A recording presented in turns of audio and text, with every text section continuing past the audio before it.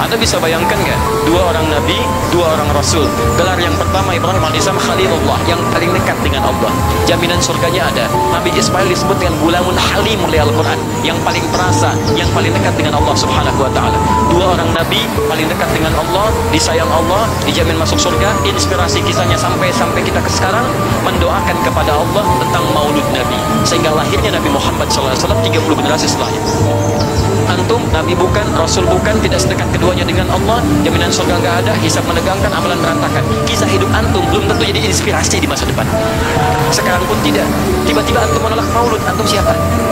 Kalau antum menolak maulud, berarti antum menolak Nabi SAW dalam pengertian baiknya. Jelas ya? Jadi kalau kemudian ada disebutkan maulid dan maulud, itu artinya maulid waktu kelahiran, maulud bayi yang dilahirkan. Sekarang bagaimana menyikapi maulid dan maulud itu? Saya tahu nabinya dilahirkan, nabinya sudah ada. Jelas ya? Maka kemudian saya pun tahu waktu kelahirannya. Bagaimana kemudian menyikapi itu semua? Maka Masya Allah, Quran surah ke-11 tadi, 10 tadi, Yunus ayat 57 sampai 58. Kalau sampai kemudian ke 58-nya, faliyafrahu, gembira antum. Gembira, bahagia, silahkan. Ya, maksud tidak gembira? Nabi Isa gembira, kita tidak gembira. Ya, Nabi Ibrahim gembira, kita tidak gembira. Nabi yang tidak melihatnya gembira. Masa kita yang mendapatkan bagian Nabi tidak gembira? Jelas ya? Nabi yang mengharapkan hadir saat kedatangannya gembira. Kita yang mendapatkan kedatangan beliau walaupun tak mampu melihatnya, dan kita menjadi umatnya, masa tidak gembira? Umat dulu bukan bagian umat Nabi Muhammad, karena Nabi Muhammad tidak hadir di zamannya. Gembira dengan berita kedatangan Nabi Muhammad, padahal nabinya belum datang. Masa kita yang jadi umatnya, yang nabinya telah kemudian kita dapati walaupun tidak melihatnya, masa kita tidak ikutan gembira? Maka pertama kita mesti gembira. Maka yang kedua, bagaimana mengekspresikan kegembiraan itu? Maka contoh-contoh dari Nabi SAW, bagaimana mengekspresikan kegembiraan dengan Nabi SAW itu, pertama, Nabi sendiri menyikapi hari kelahirannya dengan berpuasa di hari Senin. Jelas ya? Ini bagi Nabi sendiri pribadinya. Nanti jadi hukum untuk kita. Maaf, saya agak tafsirkan lebih luas karena ini jadi hukum-hukum turunan. Ketika Nabi puasa di hari Senin, ditanya, ya Rasulullah, kenapa engkau puasa? Kata Nabi, ini adalah hari aku dilahirkan. Hari aku dilahirkan.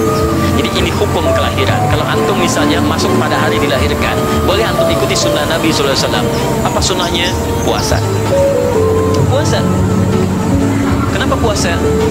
Nabi SAW mencontohkan puasa. Hari Senin beliau puasa.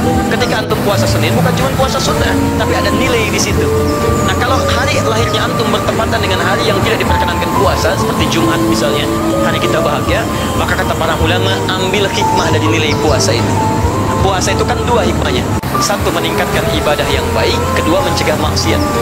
Silahkan cek, bukankah saat puasa ibadah antum meningkat? Silahkan cek, saat puasa. Jangankan yang fardu, yang sunnah dikejar kan? Jangankan Quran yang dibaca, Al-Quran dibolak-balik. Maksiat ditekan, tidak ada orang puasa maksiat. Tidak ada. Ya, bahkan pelaku maksiat pun saat puasa, libur maksiatnya. Minimal takut batal puasanya.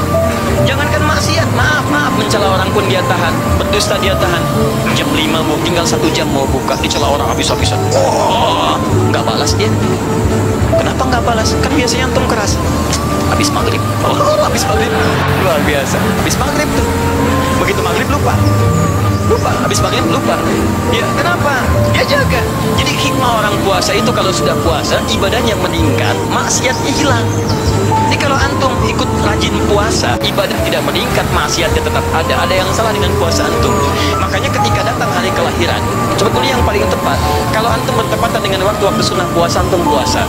Senin antum puasa. Tapi kalau tidak bertepatan dengan waktu itu, hikmah puasa yang antum ambil, antum koreksi diri sampai dengan hari kelahiran itu, berapa banyak ibadah sudah antum kumpulkan, berapa maksiat antum harus tangisi. Itu hikmah terbesarnya. Bukan rame-rame. Tiup lilinnya. Masya Allah, lilin ditiup, maksiat terus muncul. Apa faedahnya? Kasihan lilin tuh, udah dibakar, ditiup, dia. Antum yang salah. Paham ya, teman-teman sekalian?